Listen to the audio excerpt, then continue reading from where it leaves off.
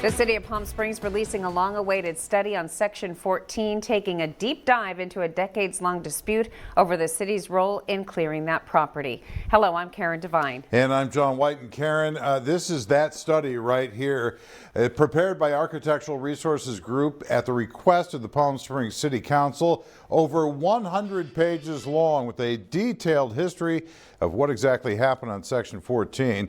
This section right here of Agua Caliente tribal land right next to downtown Palm Springs over a period of decades dating back to before the city was even incorporated. Tonight, we have a look at some of the key findings in this report.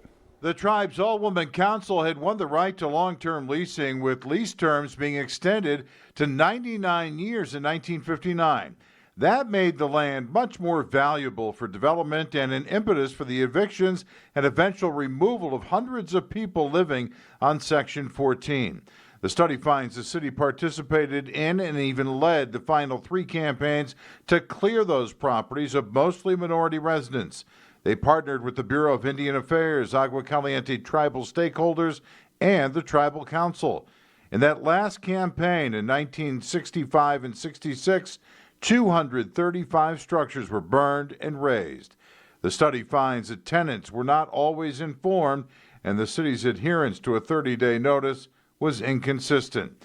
The study also points out that minority residents had few places to go, with people of color at that time facing restrictive housing in other parts of the city, discriminatory lending practices, and a refusal from most realtors, developers, and landlords to sell or rent to them.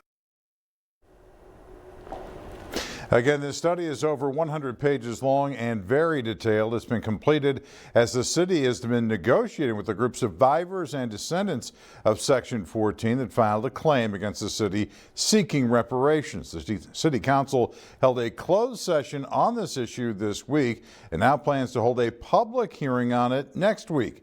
Earlier this year, the group rejected a settlement offer from the city of $4.3 million along with several other steps. You can find the full historical context study now online at KESQ.com.